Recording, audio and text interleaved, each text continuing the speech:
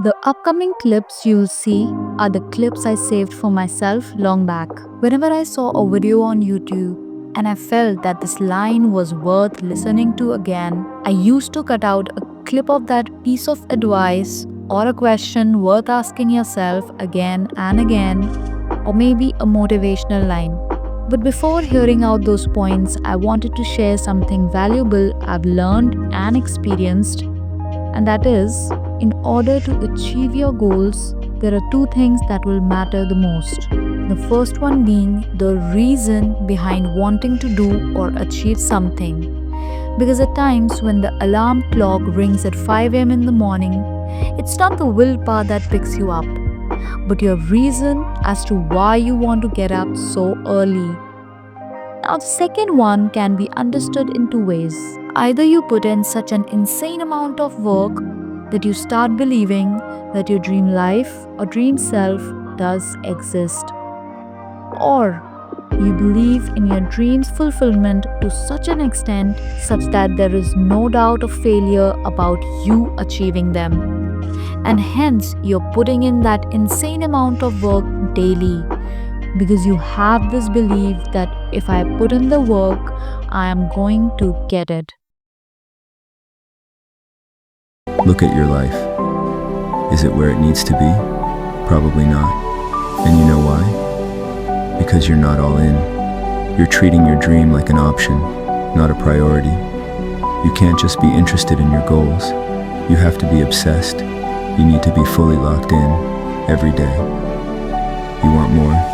Then be more. Stop talking about what you want and start showing up. Effort is the difference between thinking about it and making it happen.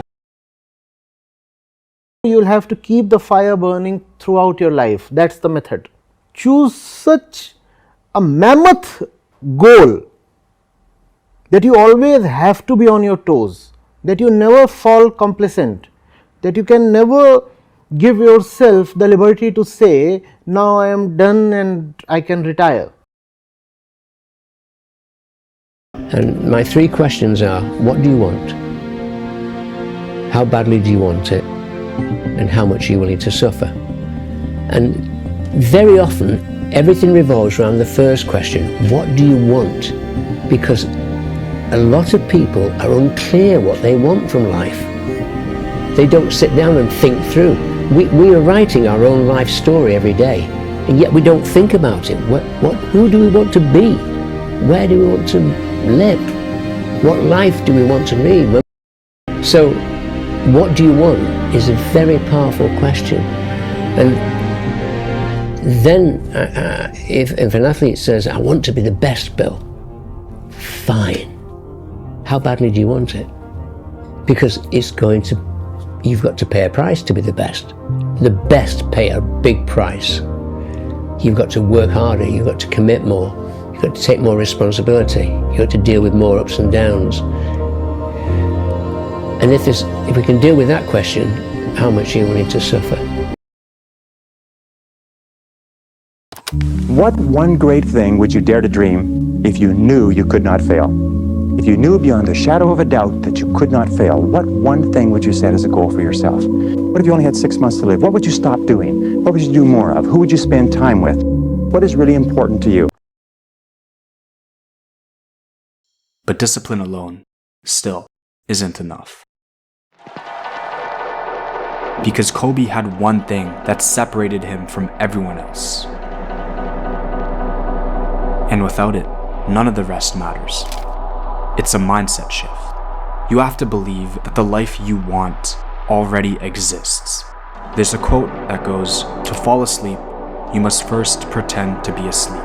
And that's pretty much how everything in life works. You have to trick your mind into believing that you're already living the life you dream about.